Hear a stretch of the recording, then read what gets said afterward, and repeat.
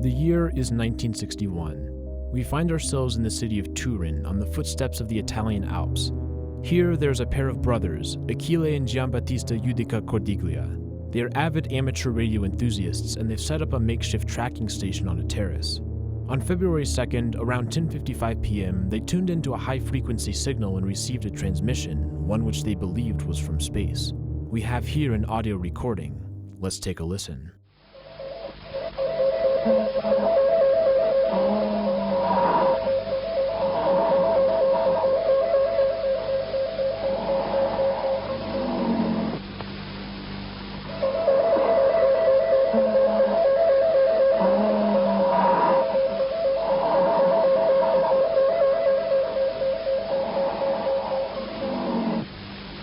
While the recording is short, the content is immediately interesting. The sound appears to be of a person breathing heavily as if they're struggling for oxygen. Deepening the mystery, the brothers received a second transmission as well.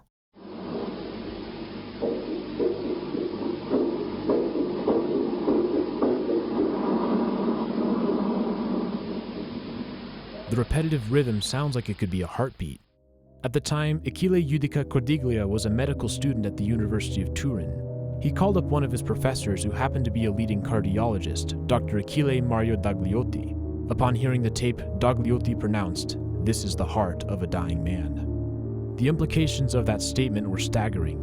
If the signal had actually come from space, then was there someone orbiting the Earth who, at that very moment, was fighting for his life? Someone who would have been totally unknown were it not for the brothers who had received their radio signals? But things went deeper than that. In 1961, the space race was heating up, a duel between the Soviet Union and the United States for technological superiority in spaceflight. At this point in time, the first man in space had yet to launch. Yuri Gagarin would not make his famous Vostok 1 flight until a month later. This meant that, on this February evening, no humans had yet reached the expanses of outer space. It made the recordings even stranger. Could there actually have been an unannounced launch that had not gone according to plan?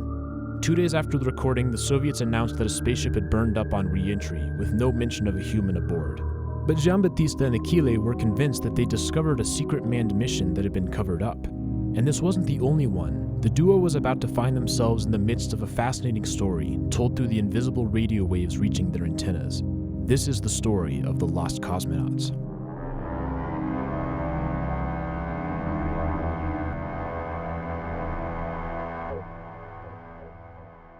To understand how we got to this point, we need to go backwards in time. Achille and Giambattista have been interested in amateur radio for years. In 1949, at the ages of 10 and 16, they bought surplus US Army radio equipment at 5 cents a pound, using it to build a makeshift receiving station. After their move to Turin in 1959, the brothers constructed antennas using materials such as chicken wire and pipes, putting them on the terrace of their house. They called their station Torre Bert. As the brothers' curiosity for radio technology grew, the space race was in its early stages. The pair found themselves perfectly positioned to experience one of the pivotal moments of the era. On October 4th, 1957, Achille and Giambattista were listening to the radio when they heard news of the launch of a Soviet satellite called Sputnik. The broadcast included the frequencies upon which Sputnik was transmitting. They adjusted their radio equipment and heard a sound that would captivate the world.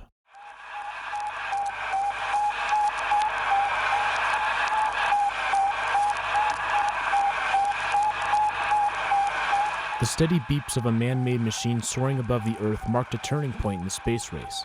The Soviet Union's successful launch of Sputnik was a major achievement, and it created the perception of technological superiority over the United States. The event led to the formation of NASA and sparked a renewed sense of urgency in the US space program. For the brothers, the launch of the first Sputnik was a defining moment that ignited their passion for space radio. They dedicated themselves to capturing recordings of more spacecraft, and in later interviews they would often reflect upon the significance of that moment. Just 1 month later, the brothers would have the opportunity to receive signals from another Soviet satellite, Sputnik 2. However, these signals were different from the first. Instead of the steady beeps, they were inconsistent and fluctuating. These signals were the heartbeat of a dog named Laika, the first living being to orbit the Earth.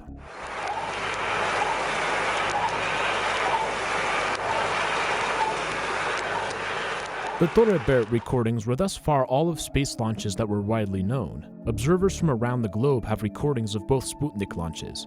This would continue in 1958 with the reception of a signal from Explorer I, the first American satellite in orbit.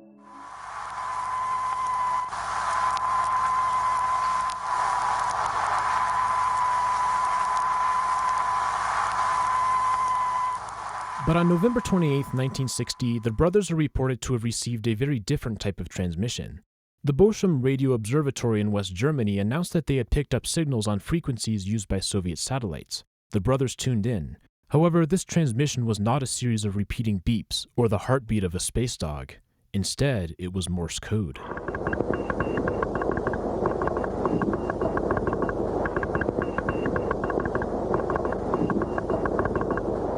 The code spells out 3 letters, SOS, a well-known distress signal. While the audio here only contains the first letters, the brothers claim to have received a more complete message, SOS to the whole world, repeated 3 times. In a 2008 interview, Giambattista mentioned that they were able to calculate the speed of the object transmitting the signal. When they did this, they discovered that the vehicle was not orbiting the Earth like most satellites. Instead, it was on an escape trajectory, meaning that the craft was moving away from the Earth and would eventually break free of its gravity. The implications of this were disconcerting. To this point, no known human launches into space had been conducted by either the US or the USSR. Yet, this appeared to be evidence of a launch gone wrong, a cosmonaut trapped in a spacecraft moving further and further away from home. This is the first example where we have a purported audio recording of the event. Soon thereafter, the brothers would record their signal of the heartbeat and strange breathing from earlier in the video. This gave them at least 2 recordings of apparent cosmonauts on botched missions, neither of which were confirmed as manned missions by the Soviet Union. The brothers began to speculate that these recordings were evidence of intentional cover-ups, possibly to conceal failures from the West. Unlike the Americans, the Soviets did not announce launches ahead of time and only disclosed the outcome of the mission once it was completed. This led to a perception among some that the Soviet Union had more failures than they publicly acknowledged. Achille and Giambattista shared this belief. These suspicions would reach their apex just a few weeks later when the brothers recorded what may be their most chilling reception. Sources vary on the dates, but it appears to have been sometime between the 16th and 23rd of May. Let's listen to a few snippets of this recording, with the translation provided by Giovanni Abrate.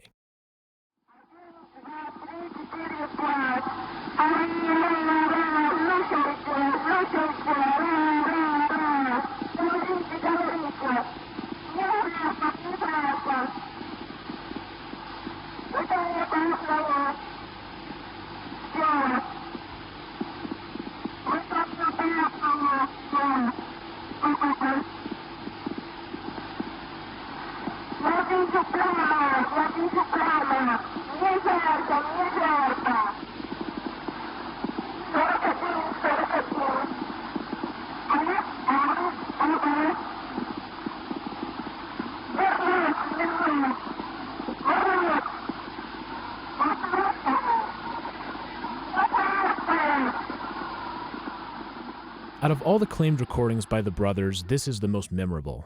A woman, apparently in a spacecraft, appears to talk through a failure of some sort. She mentions that she is hot, asks if things are dangerous, and references flames. Various sources from the 1960s reference other people aboard this spacecraft. A 1965 Reader's Digest article mentions that there were voices from 2 men and a woman. They're quoted as saying, "Conditions growing worse. Why don't you answer? We are going slower. The world will never know about us." There was one other station that claimed to have picked up these signals, the Bochum Observatory in West Germany. This was the same station that received the SOS signal. Director Heinz Kaminsky reported hearing the words moon and cave in Russian. The brothers had uncovered what they believed to be another failed Soviet spaceflight. If this was true, then it would challenge historical records. Valentina Tereshkova is widely recognized as the first woman in space for her solo mission in 1963. However, these recordings were from 1961, indicating that a woman might have flown to space a year before Vostok 6.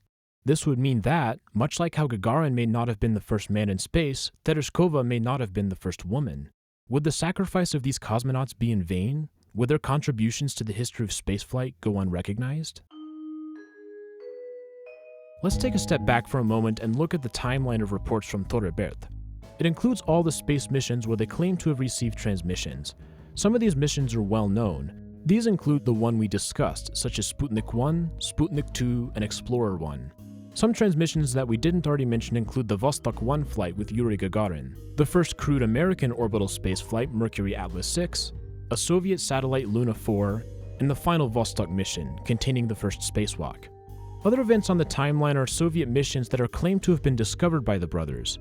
These include the SOS mission, the heavy breathing, and the woman speaking. I've included a tape recorder symbol for missions where we have the recorded audio in the present day. However, there are several more such reports where audio has yet to surface. Some of these only have one or two sources mentioning them. The Rocket Men by Rex Hall and David Shaler mentions that the brothers reported Soviet launch failures as far back as 1957. Other reported missions include a Soviet spacecraft veering off course and vanishing into deep space in October of 1961, an additional female voice in June of 1963, and a cosmonaut lost on re-entry in 1964. None of these contain any known audio evidence. Nonetheless, they'll be included on the timeline with a question mark. With all the reported Torrebert receptions in one place, we can begin to evaluate the claims of the Judica-Cordiglia brothers as a whole. One obvious question is how two amateur radio enthusiasts were able to identify so many Soviet failures that have no other reference. I count 9 instances of supposed transmissions of a manned launch, none of which have any known recordings outside of Torrebert. Of these 9, there are only 3 where the recording has been located in the present day. This gives us about 3 minutes of evidence in totality. When we start to dig a little deeper, many of the stories become increasingly difficult to believe.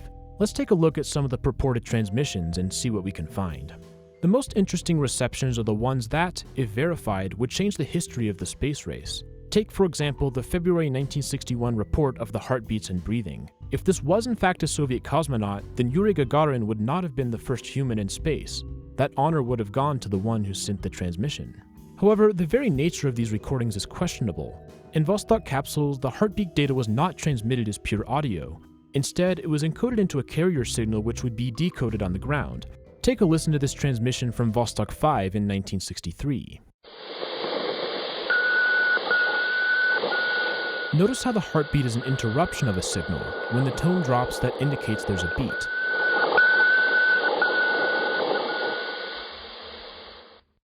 Now, let's compare this to the alleged recording from the Judica-Cordiglia brothers.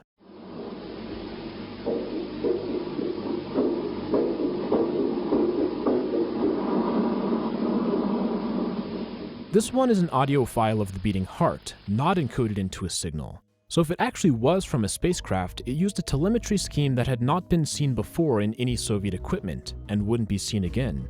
Why would this spacecraft have such a different way of transmitting data compared to the other flights? The Soviet announcement of a craft burning up on re-entry was probably instead referring to Venera 1VA, a probe that was designed to go to Venus, but instead suffered an explosion almost 9 minutes after launch. So what about the recording of the woman who said that she was hot and saw flames? If true, this mission apparently lasted somewhere between 3 and 6 days, depending on the source. Yet, there are only 2 stations reported to have received any transmissions, Torrebert and Bochum Station in West Germany. In contrast, a 24-hour mission launched just 3 months later was picked up by a wide variety of stations, located in the United States, Great Britain, France, and Italy. So if these stations were able to receive a much shorter flight, why not a supposed 3 to 6 day flight? Why only the brothers and the Bochum Observatory? But even this apparent corroboration falls apart. The Bochum Observatory ultimately concluded that the transmission had come from the ground, not from a spacecraft. This would potentially explain why it was only ever recorded by a couple of stations. So that brings us down to just Torrebert, who believed it was from space. Yet, even if this was true, it was reported that there were 2 men and a woman aboard the spacecraft. That, however, would have been completely unexpected. The Vostok capsule only had room for 1 person. The first Soviet craft capable of carrying a crew wouldn't be launched until 1964. How likely is it that there was a one-off 3-person capsule over 3 years prior? It's not impossible, but it doesn't quite seem logical. While the recordings of the woman are chilling, it's tough for us to confirm that they actually corresponded to a Soviet spacecraft. There's simply not enough evidence in favor of that interpretation. But even minor recordings produced by the brothers display flaws. Remember the SOS message? Achille and Giambattista claimed that the craft was on an escape trajectory away from the Earth. Yet, the energy acquired to obtain such a trajectory has to come from somewhere. The brothers explain this by proposing that retro rockets had fired in the wrong direction, sending the craft away. Much of this was described by Giambattista in a 1999 interview. An engineer employed at the Swedish Space Corporation named Sven Gran analyzed the possibility of a rocket misfire. Gran calculated that, for this to happen, the spacecraft would have had to carry more than twice its dry mass as propellant. This would cause the vehicle to weigh over 13 tons in orbit, much higher than the known capacity of the Vostok rockets used at the time. Thus, it's infeasible that the capsule could have accidentally ended up on an escape trajectory. There simply wasn't enough fuel. Gran also criticizes the methods used to calculate the speed of the craft. He says that if the vehicle was where they said it was, then their equipment would not have been able to accurately detect the velocity. Once again, we have a case where the claims by the brothers appear to wither under deeper scrutiny. We've shown that there is serious doubt regarding many of the unknown flights the brothers claim to have discovered. But what about the flights that were known to have occurred? One such mission is Vostok I, the first manned orbital mission. The brothers supposedly received a tip from an Italian reporter in Moscow, allowing them to receive signals from Gagarin's flight. A 2007 documentary entitled I Pirati dello Spazio appears to show these recordings.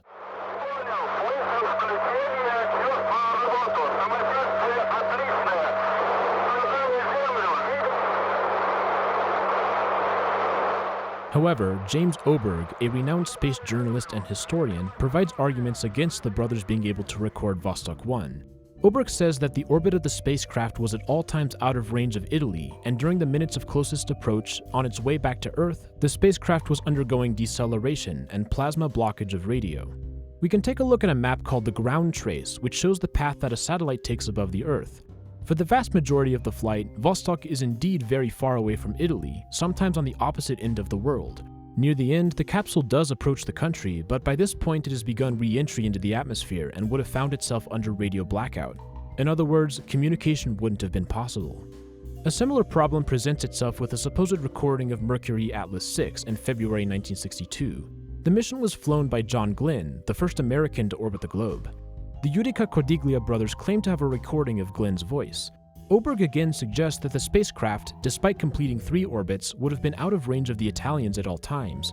This ground trace shows the tracking stations that picked up transmissions from the flight, each of which has a range of about 700 nautical miles. Each of the 3 orbits would have been well out of the range of northern Italy, thus making it difficult to imagine how they might have received Glenn's voice. The problems continue with Luna 4, a Soviet spacecraft launched in April of 1963. The brothers claim to have received images of the moon from this vehicle. These pictures were published by an Italian newspaper the following day.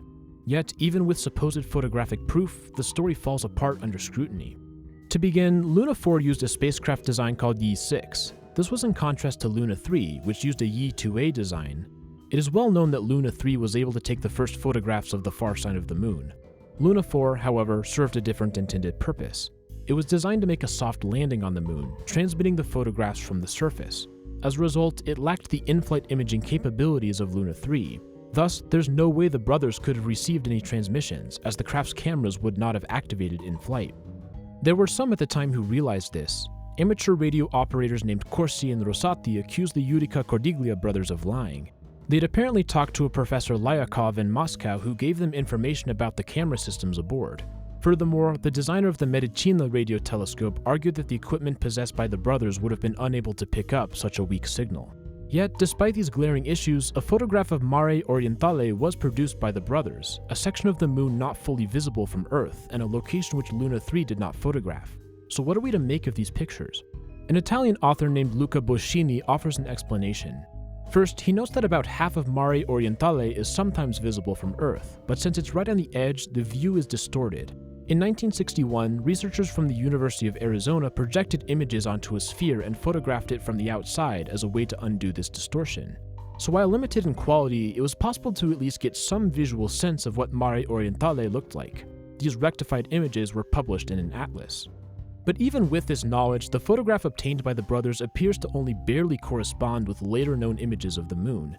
It's so low quality and blurry that I'm not even totally confident I have it in the intended configuration. The image also has a much different character than the Luna 3 images. Notice the distinct lack of graininess and lines. If that wasn't enough, no other tracking station is known to have picked up these photos. The only recorded instance was the 2 amateurs. This is a problem that extends beyond the Luna 4 mission, a lack of corroborating evidence. There's no shortage of transmissions that the brothers claim to have found, but that no one else did.